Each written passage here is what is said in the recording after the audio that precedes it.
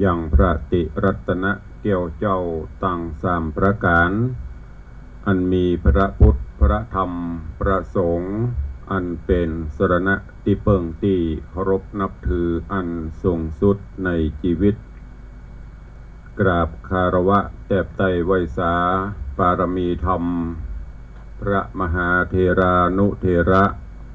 เจ้าคณะพระสังฆาธิการ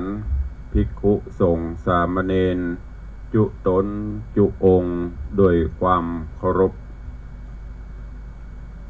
ขอเจริญสุขเจริญปรญาติโยมสาธุชนพุทธบริษัทติ่นจองห้องวัดจุหนุ่มเท่าใจยิงขอน้อมต้อนรับทุกท่านเข้าสู่รายการมรดกธรรมกำเมืองและสารธรรมกำเมืองต่างสถานีวิทยุและการไลฟ์สดต่างเฟซบุ๊กไลฟ์ต่างสถานีวิทยุอันมีสถานีวิทยุคลื่นพระพุทธศาสนาและจริยธรรมในความอุปถัมภ์ของมูลนิธิพระบรมธาตุเจ้าดอยสุเทพส่งสัญญาณกระจายเสียงในระบบคลื่นความถี่ FM 96.0 เมกะเฮิรตซ์ในเมตตาของพ่อครูวรบนามวงพรหมผู้อำนวยการสถานีวิทยุคลื่นพระพุทธศาสนาวัดฝ่ายหินตำบลสุเทพอำเภอเมืองเชียงใหม่จังหวัดเชียงใหม่ส่งสัญญาณกระจายเสียงในระบบคลื่นความถี่ FM 104.50 เมกะเฮิรตซ์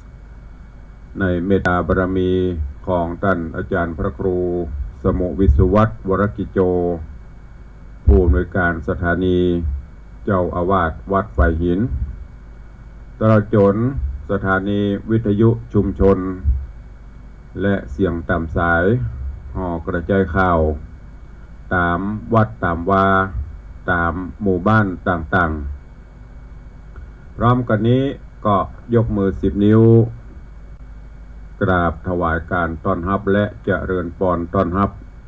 ครูบาอาจารย์พระเจ้าประสงค์องค์เนรตลอดจนพ่อออกแม่ออกศรัทธานาบุญพุทธศาสนิกชนทุกท่านที่ได้เข้ามาติดตามรับชมรับฟังทั้งภาพและเสียงการไลฟ์สดต่างหน้าจอ Facebook ไลฟ์ของวัดวังสิงห์คำ Facebook ไลฟ์ของทีวีวัดฝ่ายหิน Facebook ไลฟ์ของธรรมะคลายเครียด Facebook ไลฟ์ของท่านอาจารย์พระครูสมุวิสุวัฒน์วรกิจโจ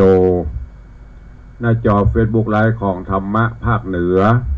Facebook ไลฟ์ของแสงธรรมส่องใจและ Facebook ไลฟ์ของ FC แฟนรายการญาติโยมทุกท่านที่ได้เข้ามาแล้วได้ร่วมกันเผยแพร่นำธรรมคำสอนเสียงธรรมะสารธรรมนี้โดยการกดแชร์เสียงบุญแชร์เสียงธรรมนี้ไปยังกลุ่มเพื่อนๆของทุกท่านเพื่อที่จะได้สดับตรับฟังสารธรรมคำสอนหลักธรรมะกันอย่างทั่วถึงรายการนี้ดำเนินโดยกล่าวกับผมอาตมภาพพระครูวิสิทธิ์ศรีลาภรณ์เจ้าคณะตำบลป่าแดดเจ้าอาวาสวัดวังสิงห์คำตำบลป่าแดดอำเภอเมืองเชียงใหม่จังหวัดเชียงใหม่เป็นผู้ดำเนินรายการก็จะได้นำเอาธรรมะสาระต่างๆแบบพื้นบ้านล้านนาฮักษาฮีดฮอยการการจ๋าภาษาถิ่นกำเมืองนำมาเสนอให้ทุกท่านได้รับฟังกันปะกันวันนี้ก็เป็นวันสำคัญแถมวันหนึ่งนั่นก็คือวันเด็กแห่งชาติวันนี้เป็นวันแห่งความสุขของลูกหลานเยาวชนคนดีเยาวชนคนไทยเฮาก็ในส่วนราชการตลอดจนทุกภาคส่วน ตลอดจนต่างคณะสงฆ์ก็ได้มีการร่วมมือกันจัดกิจกรรมอันเป็นวันสำคัญคือวันเด็กแห่งชาติเพื่อเป็นขวัญเป็นกำลังใจคือกับลูกหลานเหลนโหลนหลีดลี่ของเฮาที่จะได้เป็นพลเมืองดีของชาติในอนาคตการเป็นการฮื้อขวัญฮื้อกำลังใจกันวันนี้หน่วยงานราชการต่างๆจะมีการจัดวัดวาอารามต่างๆก็จัดตระโจนต่างปกากหาบดีเศรษฐีใจบุญในทุนใจดีเพิ่นก็อาจจะจัดที่บ้านในชุมชนในละแวกต่างๆวันนี้ทางรายการก็ขอเป็นขวัญเป็นกำลังใจคือลูกหลานตันเต้าเยาวชนคนดีเฮาทั้งหลายเนอะได้ม่วนงานสันเล้ากันอย่างเต็มที่ตามวัยละอ่อนวันนี้ก็เข้าใจว่าข้าวต้มข้าวนมลูกส้มของหวานของรางวัลต่างๆที่ผู้หลักผู้ใหญ่จะมอบให้กับลูกหลานเฮาก็นับแล้วแต่สถานที่ต่างๆที่เพิ่นได้จัดที่วัดวังสิงห์คำก็ลานกิจกรรมหน้าวัดก็มีการจัดกิจกรรมวันเด็กโดยทางปหลวงบ้านคณะกรรมการหมู่บ้านร่วมกับต่างวัดต่างสถานบุญก็จัดกันตามกำลังความสามารถตามอัตภาพไปทางเทศบาลเพิ่นก็มีการจัดเนาะฉะนั้นวันนี้รายการก็ขอเป็นกำลังใจคือกับลูกกับหลานเด้อคือได้ม่วนงานสันเล่ากันพ่อแม่วันนี้ก็คงจะพาลูกพาหลานไปแอวไปแสวงหา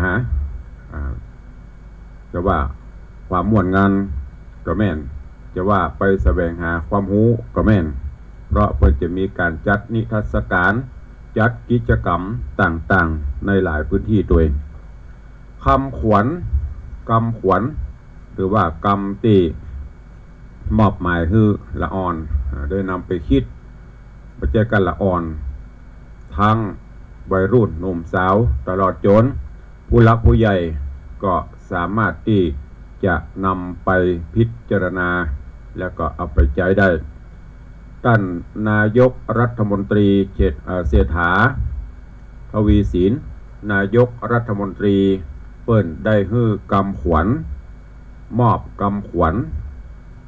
คือกับลูกหลานเยาวชนไทยประจำปีนี้ที่เปิ้นได้กล่าวไว้ว่ามองโลกกว้างคิดสร้างสรรค์เคารพความแตกต่างร่วมกันสรรสร้างประชาธิปไตยมองโลกกว้างคิดสร้างสรรค์เคารพความแตกต่างคิดสร้างสรรค์ประชาธิปไตยคำขวัญน้อยๆแต่ซึ้งกินใจที่เปิ้นมอบให้ในปีนี้แฮมเบิร์ดหรือว่าบ่ายหรือค่ำตามที่เปิ้นจัดต่างๆก็คงจะมีการตรายปัญหาหรือว่าถามปัญหาลูกหลานก็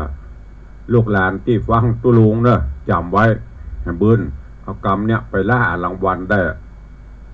พิธีกรเพื่อจะถามคำขวัญวันเด็กประจำปีนี้ของท่านนายกรัฐมนตรีว่าอย่างไร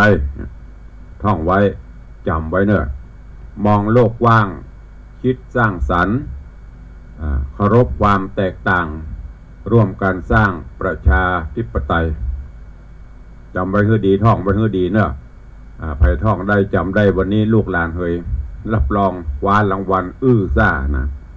มองโลกกว้างคิดสร้างสรรค์เคารพความแตกต่างร่วมกันสร้างประชาธิปไตยฟังแล้วถึงแม้จะคำขวัญน้อยๆแต่ถ้าเราตีความหมายออกมาแล้วไปใจกันละอ่อนเนอะไปใจกันละอ่อนทุกท่าน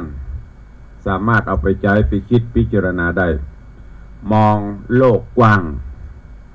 ก็คือการอยู่ร่วมกันจะต้องพอโลกพอสังคมให้มันกว้างขวางกว้างไกลจะไปคิดแคบจะไปใจแคบความคิดต่างๆนะโลกประเดี๋ยวนี้สำยิ่งโลกในที่นี้บ่เจ้โลกรอเรือนะโลกลอลิงหมายถึงโลกที่หมู่สัตว์ทั้งหลายอยู่เนี่ยอย่างที่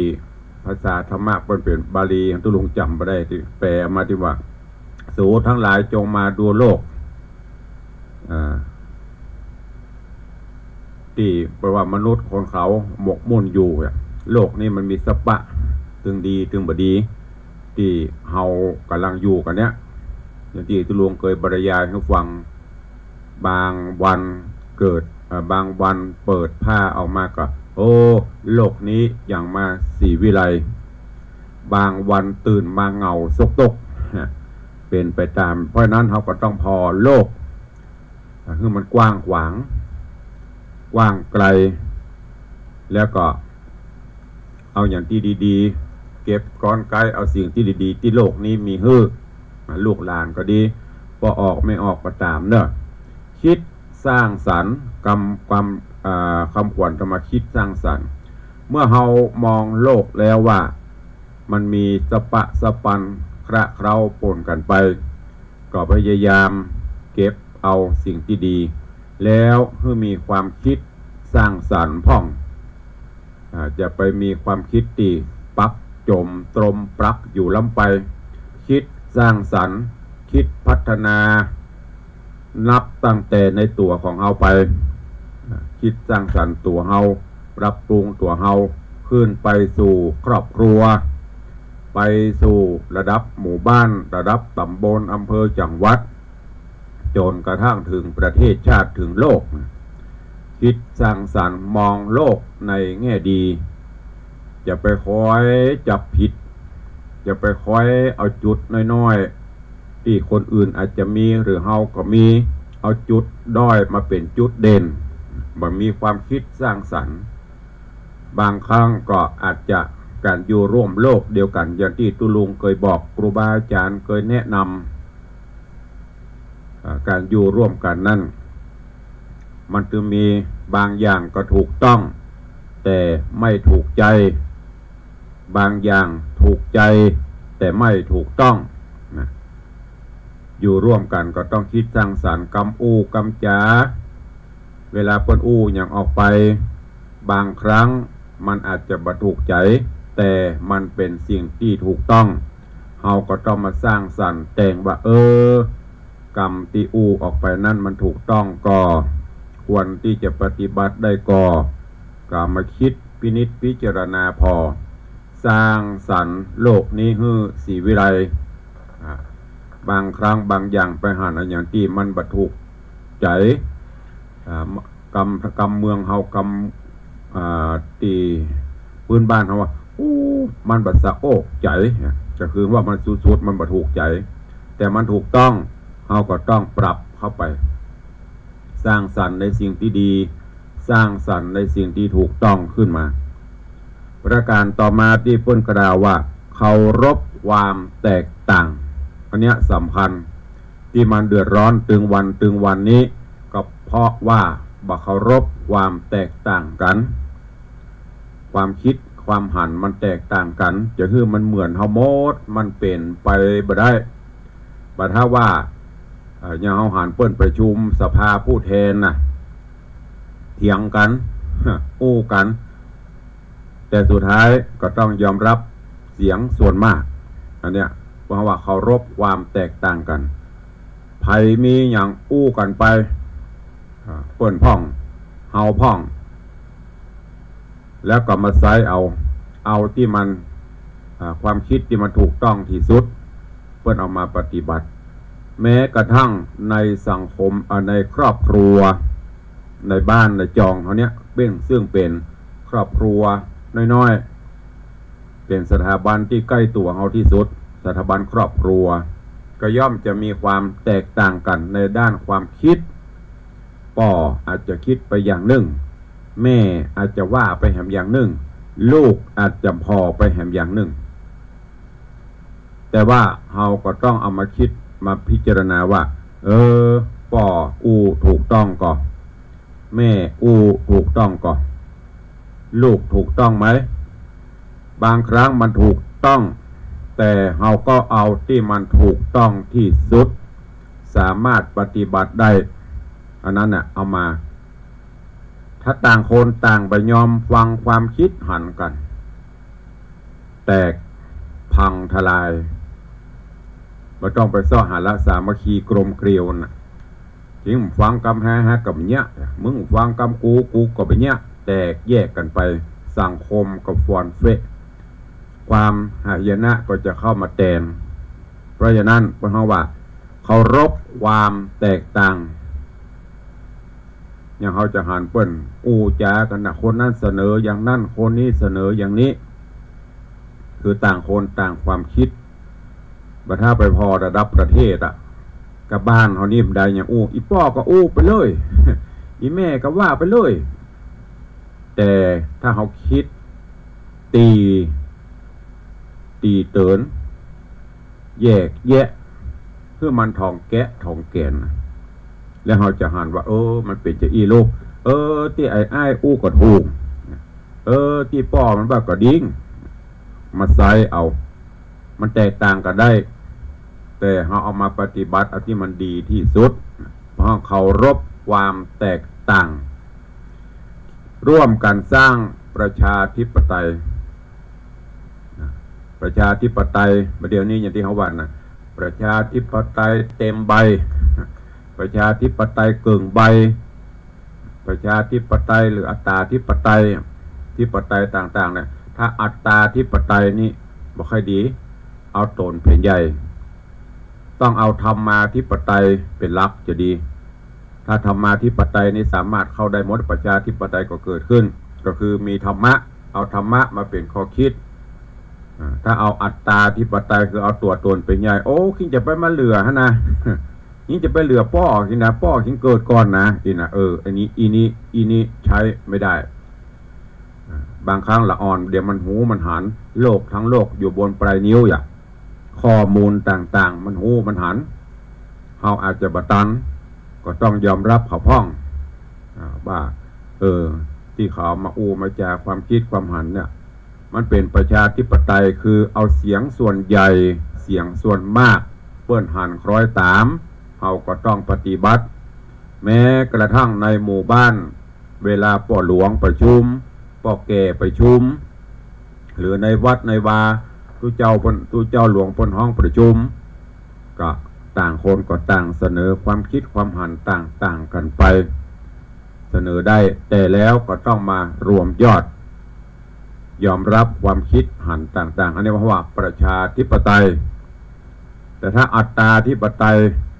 จะเอาจะคิงไม่ต้องมาปากนี่นะอันนี้คืออัตตาธิปไตยเอาตัวเป็นใหญ่เพราะฉะนั้นญาติโยมทั้งหลายลูกหลานเยาวชนคนดีวันเนี้ยกำขวัญเนี่ยจะกึกก้องไปนะทุกที่ทุกแห่งจะได้ยินมองโลกว่างคิดสร้างสรรค์เคารพความแตกต่างร่วมกันสร้างประชาธิปไตยถ้าเอาใจหลักเกณฑ์นี้ได้ที่ไหนก็จะมีความสุขบ้านจองครอบครัวก็จะมีความสุขดังนั้นก็วันนี้วันเด็กฝากฝังไว้กับญาติโยมทั้งหลายกับลูกหลานเยาวชนคนดีเนอะนำไปคิดพิจารณาแล้วก็ลองนำไปใช้ในการอยู่ร่วมกันบนโลกใบนี้วันนี้ตุลุงบรรยายธรรมนำสาระเล็กๆน้อยฝากเนอะเพราะว่าทำข้าวทำเรื่องก็ได้เทศนาจบปริปุณณังไปละสุวรรณกัสสปะบัณฑิตอวสานไปเมื่อวันก่อนละวันนี้ก็เลยนำเอาเรื่องราวของวันเด็กกำขวัญของวันเด็กที่ท่านนายกรัฐมนตรีได้มอบให้เป็นกำขวัญซึ่งมีสาระถ้านำไปคิดพิจารณาถ้าเราใจร่วมกันตามนี้ก็จะมีความสุข ความเจริญได้ที่สำคัญแห่งอันหนึ่งญาติโยมทั้งหลายฝากไว้กับลูกกับหลานเขาตัวเองประเทศชาติบ้านเมืองประเทศไทยเฮาปัจจุบันนี้ก็ต้องการความสมัครสมานสามัคคีกลมเกลียวดังบาลีที่เป็นกล่าวสุขาสังคัสสะสามัคคีความสมัครสมานสามัคคีของหมู่คณะย่อมนำมาซึ่งประโยชน์สูงสุดบังเกิดความสุขที่ไหนที่แตกแยกความสามัคคีที่นั่นย่อมจะมีแต่หายนะแม้กระทั่งจะออกรบทัพจับศึกก็จะต้องมีความสามัคคีกันมีหัวหน้าเพิ่นว่าแล้วหันไปทางที่ดีหันพ้องต้องกันไปก็จะมีความเรียบร้อยดีงามในบ้านในจองก็เช่นเดียวกันต้องสามัคคีกันป่อช่วยแม่ดันป่อแม่ช่วยกันลูกเต้าดันปรึกษาหารือช่วยกันสร้างฐานะสร้างหลักฐานจะไปแตกแยกความสามัคคีกันเมื่อเขาเป็นละอ่อนเขาจะได้ฮู้ได้เฮียนกันประวัติศาสตร์แต่ประเดี๋ยวนี้มันเริ่มเปิ้นถอดออกไปประวัติศาสตร์ก็ดีหน้าที่พลเมืองศิลธรรมก็ดีเมื่อก่อนนี่จำได้หมดเพลงชาตินี่ฮ้องได้ทุกคนเป็นคนไทยจะต้องฮ้องเพลงชาติได้แต่ปัจจุบันนี้มันจะเป็นเทพใจดุริยางน้องอ่อนก็เลยฮ้องไปถูกพ้องไปถูกพ้องญาติโยมทั้งหลายประเทศชาติของเฮาถ้าเฮาว่าถึงประชาชนพลเมืองก็บ่แตกต่างอย่างกับต่างประเทศหรือประเทศอื่นๆทั่วโลกเนี่ยแต่ข้อแตกต่างที่สำคัญก็คือแต่ละประเทศแต่ละบ้านแต่ละเมืองเพิ่นก็จะมีสถาบันหลักเครื่องยึดเครื่องปฏิบัติสถาบันหลักของชาติไทยเฮานี้ที่ประเทศชาติบ้านเมืองเฮาอยู่รอดปลอดภัยได้เป็นเอกราชมาจนถึงปัจจุบันนี้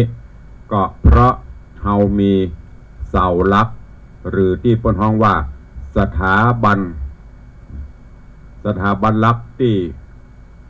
กำจูประเทศไทยเฮาให้มั่นคงถาวรมามีอยู่3สถาบันที่เปิ้นฮ้องว่า3เศร้าตั้งแต่เฮาเป็นละอ่อนเฮาเกิดมาเฮาก็ได้ฮู้แล้วก็ได้เรียนมา3เศร้าเนี่ยกำยันกันไว้บ่ฮื้อล้มบ่ฮื้อเซบ่ฮื้อสุดสถาบันถึง3อย่างนี้ก็คือสถาบันชาติสถาบันพระพุทธศาสนาหรือสถาบันศาสนาสถาบันพระมหากษัตริย์อันเนี้ยเป็นสมบัติที่เฮาท่านทั้งหลายควรจะช่วยกันประคับประคองช่วยกันเติมช่วยกันตุ้มช่วยกันค้ำช่วยกันยันไว้ที่บทกลอนเพิ่นว่าว่าเฮาเกิดเป็นไทยมิใช่เป็นทาสมีเอกราชที่ควรหวงแหนชาติศาสตร์กษัตริย์จัดว่าเป็นแกนนำไทยทั่วแคว้นสุขสันต์นานมาจะขาดอันใดอันหนึ่งบ่ได้และลองสังเกตพอนี่อย่างเพื่อถึงเอาสถาบันศาสนาไปอยู่ตรงกลางระหว่างชาติกับสถาบันพระมหากษัตริย์ทางนี้ก็เพราะสถาบันพระพุทธศาสนาเป็นสถาบันที่จุดเชื่อมโยงร่วมกันลองสังเกตพอเวลามีงานมีพิธีการต่างๆก็จะต้องมีพระพุทธศาสนาเข้าไปเกี่ยวข้องเป็นเครื่องเชื่อมโยงโดยมีหลักธรรมะของพระพุทธองค์เป็นกลางเป็นหลักประเทศไทยเรามีพระพุทธศาสนาเป็นศาสนาประจำชาติเป็นศาสนาที่เป็นแกนหลักและก็ยังมีศาสนาอื่นๆเข้ามาเชื่อมมาโยงกันคือบ้านเฮาเมืองเฮาเกิดความผาสุกท่านทั้งหลายจากโดยสังเกตกันมาตลอดตั้งแต่เฮาเกิดมาเนี่ยหลังจากที่สมัยรัชกาลก่อนๆ สีธงชาติตามที่เขาได้ศึกษาประวัติศาสตร์ชาติไทยจึงมีปรับเปลี่ยนมาจนกระทั่งปัจจุบันนี้ตีเป็นห้องว่าธงไตรรงค์หรือธงชาติไทยซึ่ง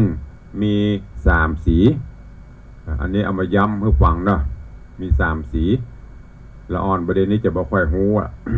บ่ค่อยร้องเพลงก็บ่ได้ละ3 สีก็คือสีแดงสีขาวสีน้ำเงินในจำนวน3 สีนี้คือสีแดงสีขาวสีน้ำเงินเนี่ยรวมเป็น5 ริ้ว5 ริ้วด้วยกันก็จะจี้ให้หันเป็นความหมายอย่างพ้องนั้นก็คือสีแดงหมายถึงประชาชนคนไทยคนในชาติทุกหมู่ทุกเหล่ารวมกันเป็นชาติไทยสีน้ำเงินก็หมายถึงองค์พระมหากษัตริย์อันเป็นประมุขศูนย์รวมจิตใจของไทยเฮามาแต่ชาตินานแล้วหรือว่าเป็นนักปกครองสีขาวหมายถึงศาสนาอันมีพระพุทธศาสนาเป็นหลักแล้วก็มีศาสนาอื่นๆรวมกันเป็นศาสนาญาติโยม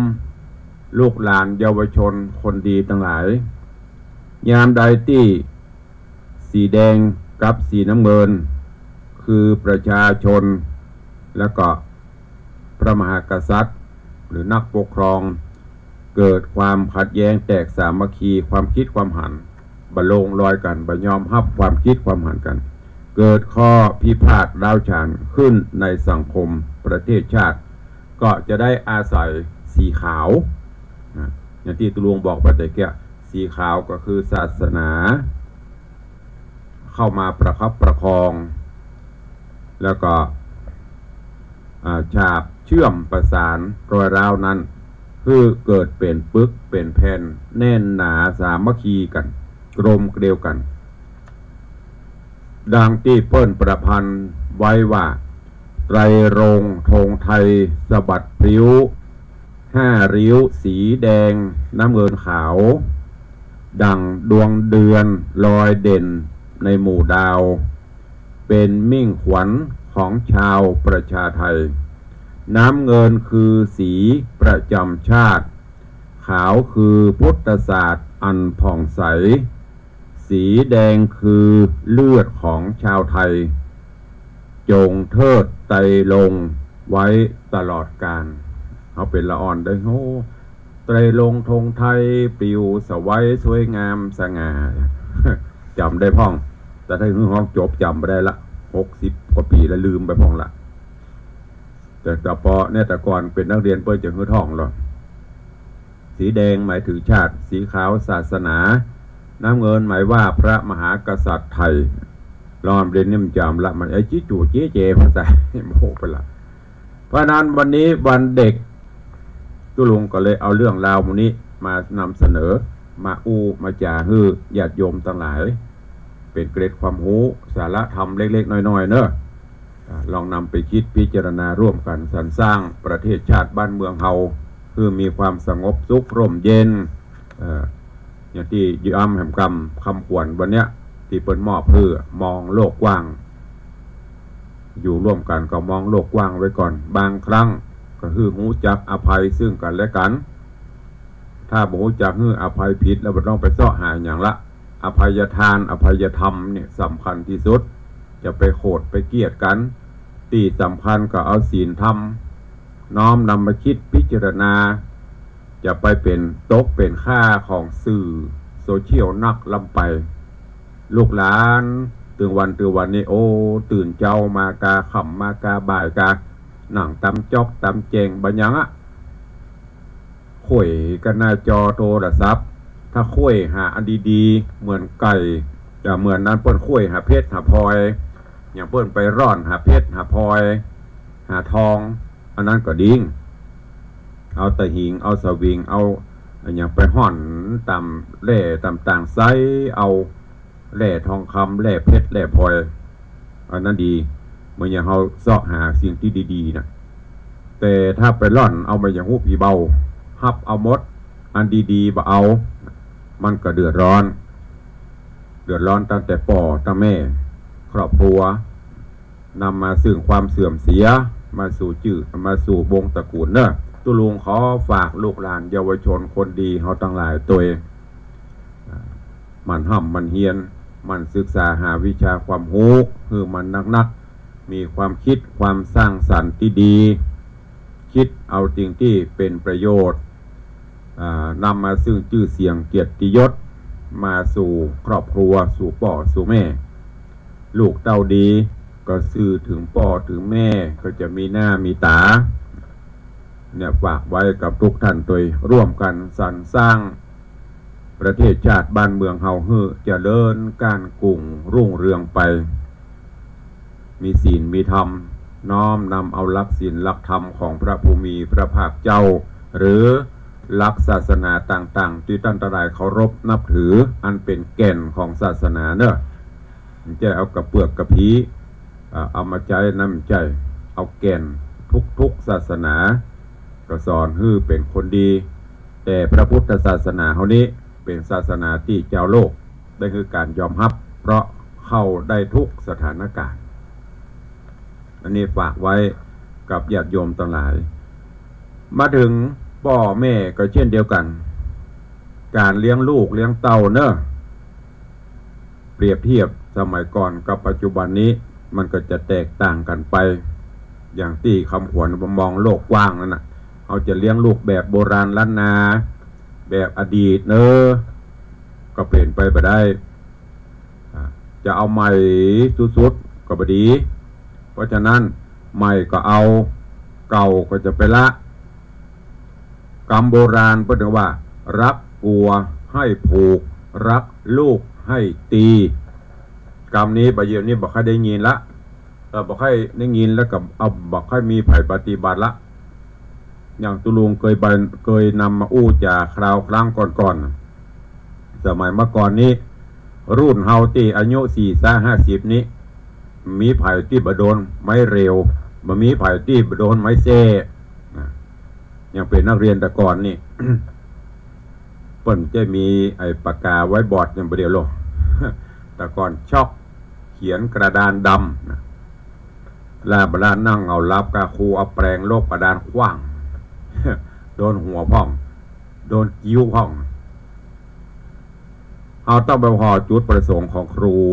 เปิ้นเจ้าว่าจะเฮี้ยเฮาบ่ดีโลกก็อยากจะเฮือเขาดีนั่นแหละเมื่อก่อนนี่เข้าแถว เข้าแถวหน้าเสาธงไผมีความผิดอย่างโดนเขียนเดี๋ยวนี้บ่ได้หาว่าประจานทำให้ละอ่อนเกิดความอับอายนี่หรอก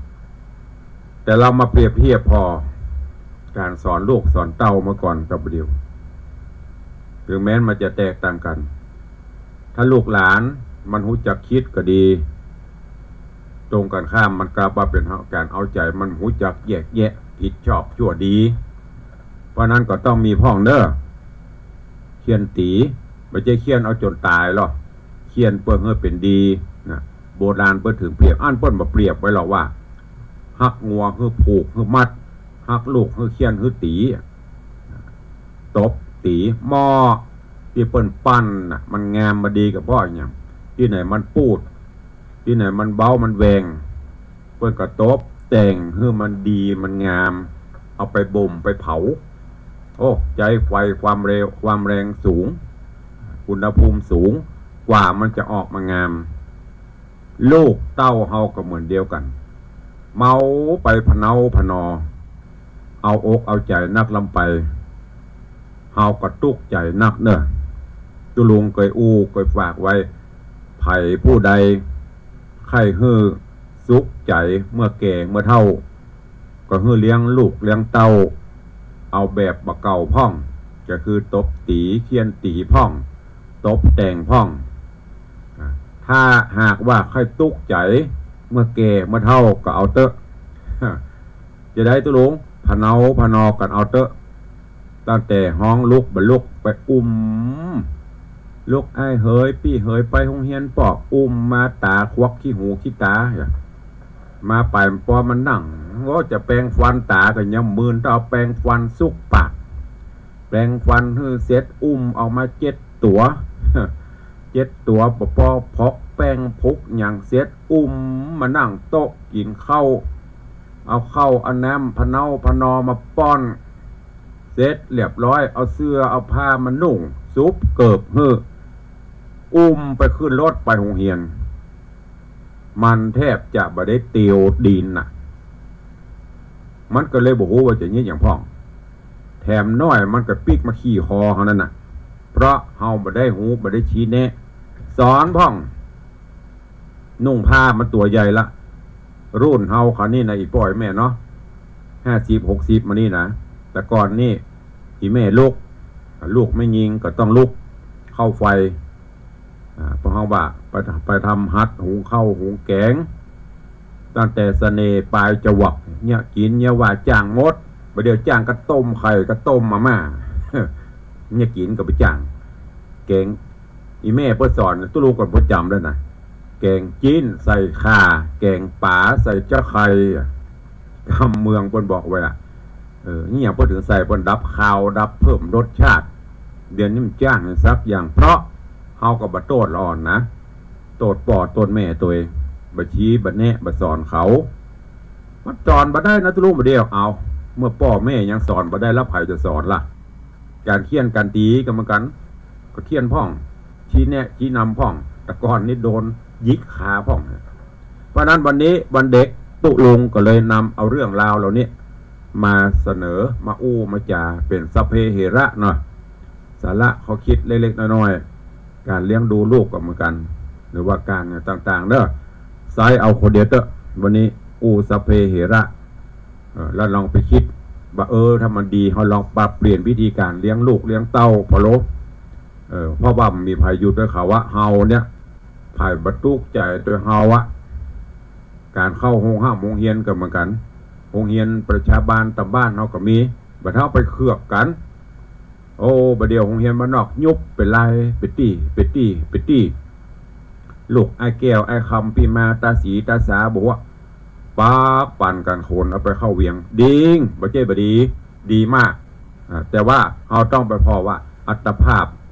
หรือว่าลูกเฮามันจะไปไหวก่อนกล้าเทอมเป็นหมื่นพ่อแม่สู้ได้แต่ลูกเฮามันสู้ได้ก่อนส่งไปมันห่ำไปเฮียนเนี่ยเผลออยู่บ้านเฮาจัดดีไปหงห่ำโรงเรียนในเวียงประหันแสงสีวิไลก็เลยกับป้อเขาซื้อรถให้ลูกให้เปิดเปื่อนเพื่อขี่รถซื้อฮือป้ออันโทษทรัพย์ลูกมันตกรุ่นละเปื่อนเนี่ยซื้อฮือประเคนเข้าไปสุดท้ายมาจบมาได้สักอย่าง สังเกตพอประเดียวการศึกษาไปใช่ว่าบดีด็อกเตอร์ก็มีเปละเต็มบ้านเต็มเมืองค่ะล่าบางครั้งด็อกเตอร์เขียนหนังสือยิ้มจ้างนี่ตัวรวมมาได้ว่าเพลเนอร์มันความเป็นจริงมันก็มีนะละอ่อนประเดี๋ยวมัธยมก็ได้ปริญญาก็ได้เขียนหนังสือก็เป็นตัวเป็นไส้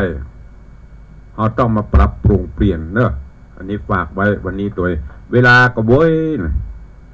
ปอบแป๊บก็เดี๋ยวจะหมดลงแล้วก็คงต้องขอยุติบรรยายธรรมวัตถีเนาะก็เดี๋ยวใต้รายการจะได้ตักได้ตายได้ได้จ๋าเพื่อพี่น้องศรัทธาญาติโยมที่ฟังรายการอยู่มีอะไรอย่างที่จะเข้ามาเสริมมาเติมเนาะวันนี้ขอบคุณเนอะท่านผอ.ถึง96และที่สำคัญผอ.104อาจารย์พระครูสมุวิศวัตรควบคุมทั้งเทคนิคการไลฟ์สดโดยแต่ว่าคอมพิวเตอร์เครื่องส่งบ่ค่อยดีเปิดห้องอย่างมันแห้งมันโดนไวรัสเขากว่าจะเข้าได้มันหนังจะประเจ็บแอวหมุนอยู่วนแต่ว่าเลยโย่งเข้าอู่ไปเซตไปล้างไปตั้งโปรแกรมใหม่หมดไป26 บาท 2,600 ป่ายเพื่อญาติโยมศรัทธาปีกมาก็ต้องมาตั้งโปรแกรมใหม่อาจารย์พระครูสมุวิศวัตรก็ใจอย่างรีโมทอยู่วัดคนตั้งโปรแกรมวันนี้อย่างแควนหน่อยเปิดปุ๊บติดปั๊บนะอันเนี้ยมันเป็นไปตามสภาวะการเนาะผมว่าเครื่องผมว่าอย่างเงี้ย ถ้ามองเป็นสัจธรรมนะตอนนี้ก็ดีขึ้นละขอบพระคุณก็ได้อาจารย์ตัว แล้วก็วันนี้วันเด็กอย่างที่ตุลุงบอกขอบพระคุณกับเศรษฐีใจบุญในทุนใจดีเนอะขอบคุณกับแม่ปิยธิดาติยพรบ้านพิมุกโยมแม่ได้มอบปัจจัยร่วมในการจัดกิจกรรมงานวันเด็กแห่งชาติที่ลานกิจกรรมหน้าวัดวังสิงห์คำเป็นจำนวนเงิน 2,400 กว่าบาทขอบคุณโยมปเลี้ยงธนวัฒน์โยมแม่เลี้ยงทัดพิชารัตนมหาอุบาสกอุบาสิกามอบปัจจัยผ่านทางผู้ใหญ่บ้านปหลวงบ้าน 1,000 บาทสาธุอนุโมทนาบุญตัวแล้วก็วันนี้กิจกรรมงานต่างๆเนอะที่วัดปันอ้นวัดปันอ้นถนนตะเป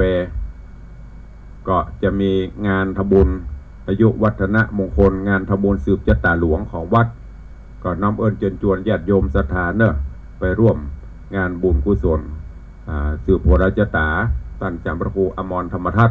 เจ้าอาวาสวัดปันอ้นและก็ที่วัดสันต้นกอกตำบลดอนแก้วอำเภอสระปีก็จะมีงานวันนี้เริ่มบุญทำบุญ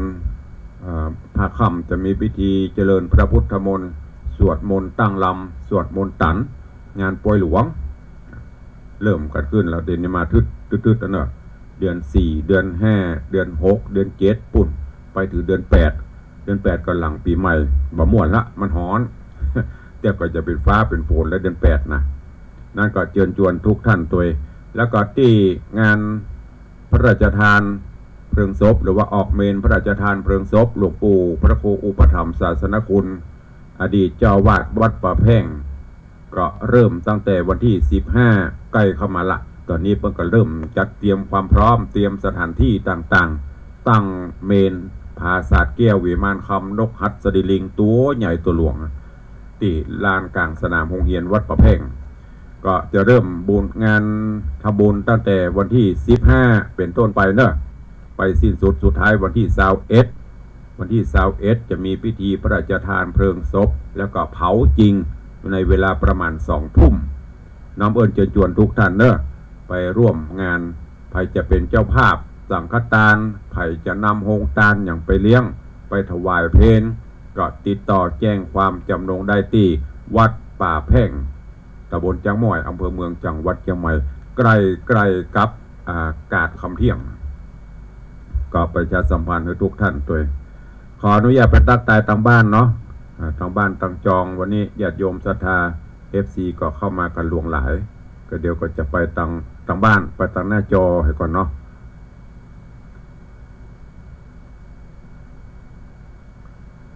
เจริญปอนต้อนรับโยมปีสดินทิพย์บุญเลิศ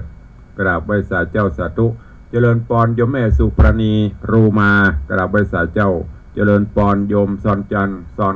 ชนจันซอนคำไหว้สาเจ้าเจริญปอนพินานล่าเนอะพินานจรันปิยจันโดยซิว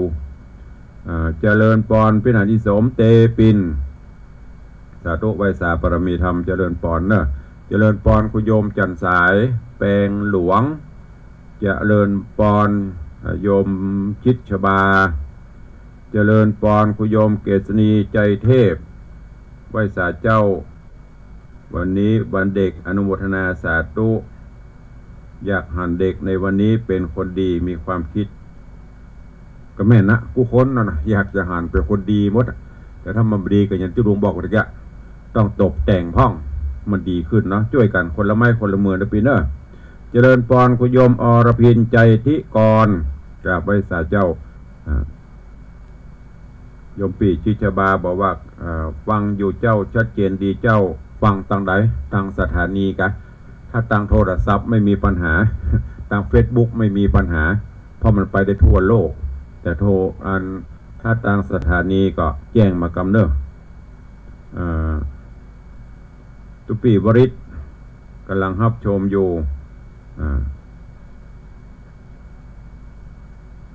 สาธุครับ เจริญปอนโยมยุพินอินตะโสมเจริญปอนครูบอยเทพประสิทธิ์ต้นเหือดเนอะกะเพราเนื้อสดพิเศษไข่ดาวเมาะ ลูกเนอะ เอาลูกไปเอว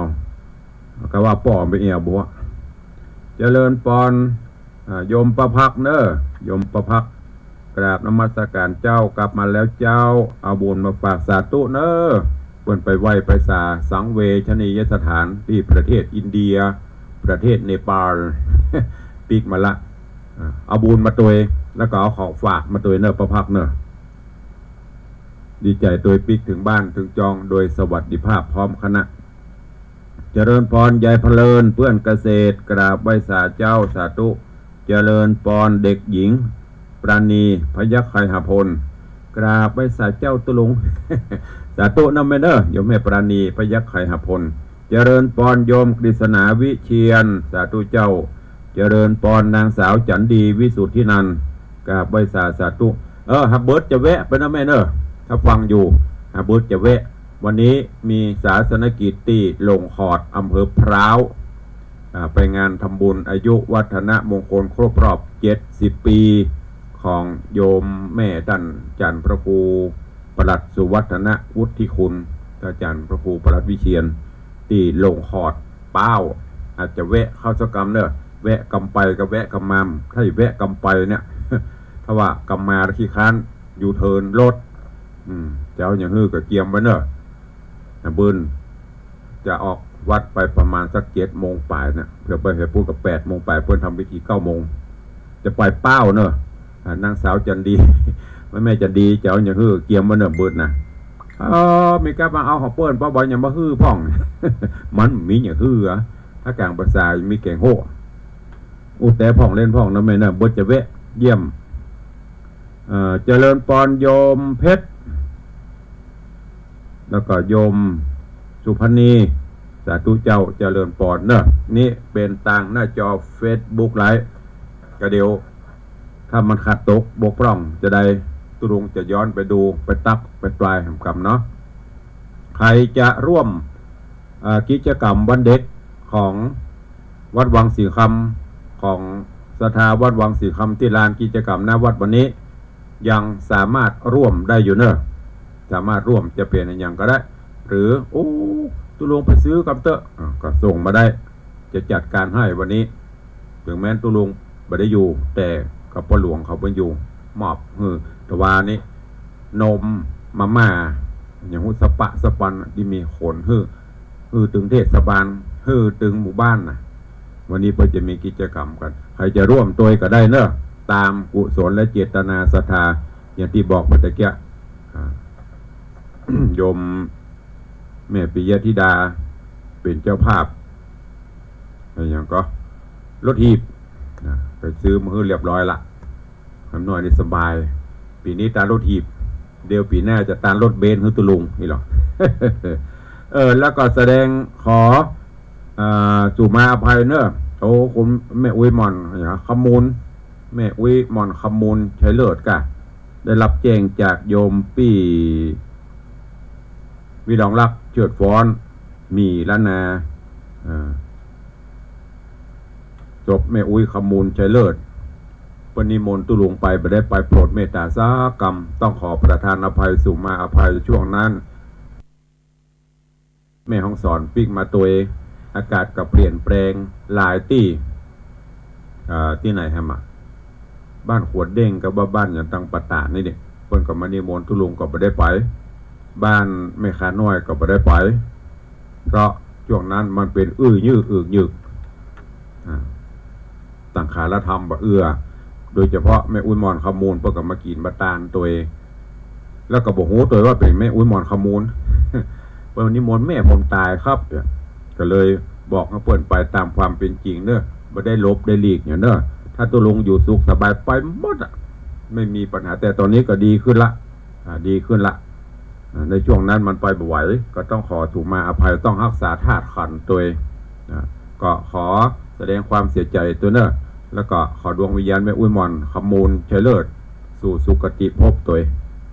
ตั้งบ้านตั้งจองใครจะอู้ตัวตุลุงเข้ามาได้0817836540 0817836540 0ใครจะอู้ตัวเข้ามาวันนี้ขอสัก5 สายกับปอละมานักมานา5 สายกับปอละ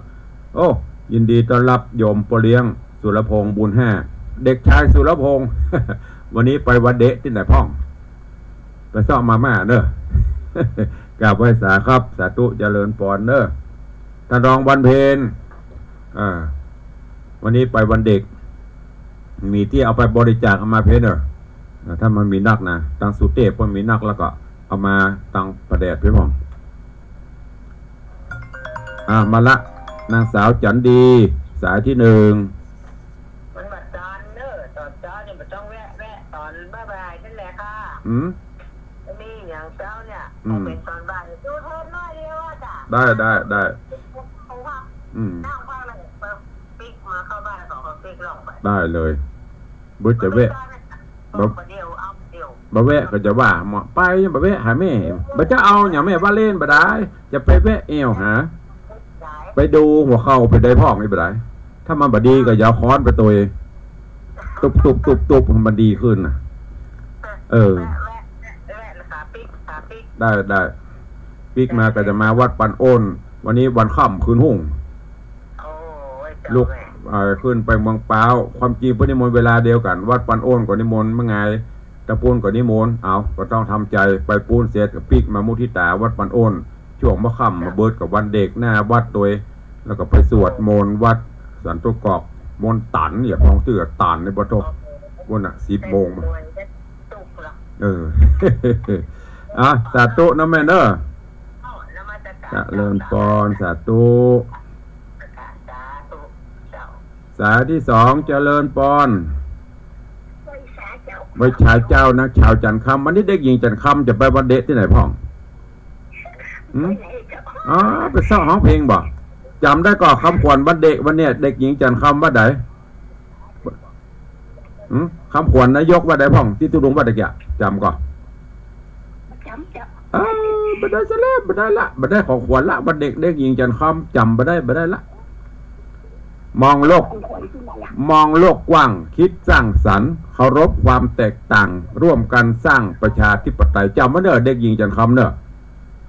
เบิ้ลไปเวทีไปอย่างตำรวจสเกตนั้นได้แล้วขี้หมูขี้หมาได้สัก300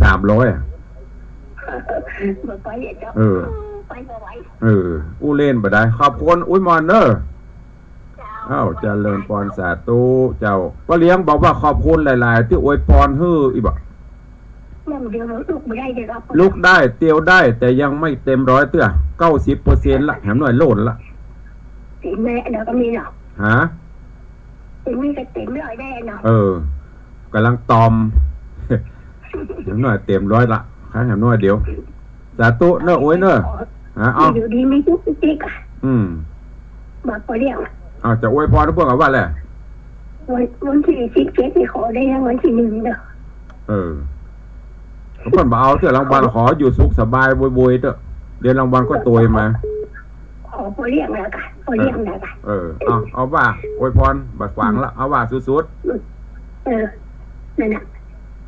ได้รางวัลเขาบอกไปเรียกใครได้รางวัลที่1จะไปลืมหมอนเลยปานปอนนึกว่าแหละปันแล้วปันกูหลายเตี้ยละปันแต่ก็เอาไม้กับกูเตี้ยมันก็หายปะกำนัดก็ปันทำกำไม่ได้หายบดเลยหายกับปันที่ดูเมื่อปีใหม่แล้วล่ะแล้วปีใหม่มันก็หายดีขึ้นมาละตอนนี้เอามันหายแต่โอ้ยน่ากับเดียวจะหายดีแล้วหายแต่ละสาธุสาธุเนอะสาธุสายสุดท้ายนางสาวปราณีสาธุเจ้ากับสวัสดีวันเด็กเจ้าแล้วเด็กหญิงปานีไปไหนไปการงัว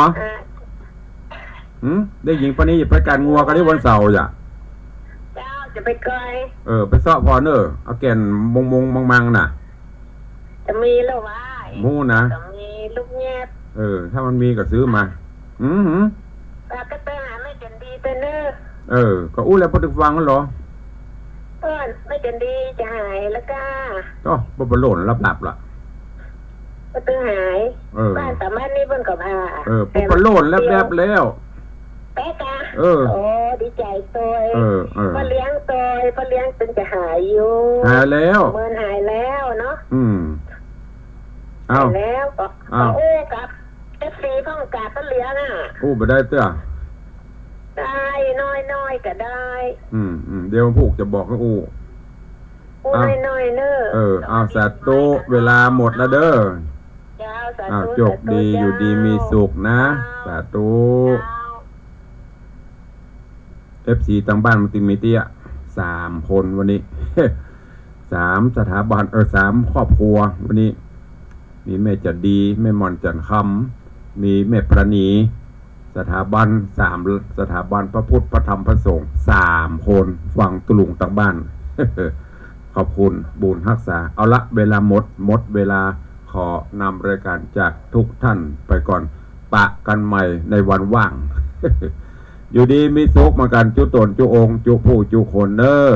จัตตาโรธรรมาวัตันติอายุวันโน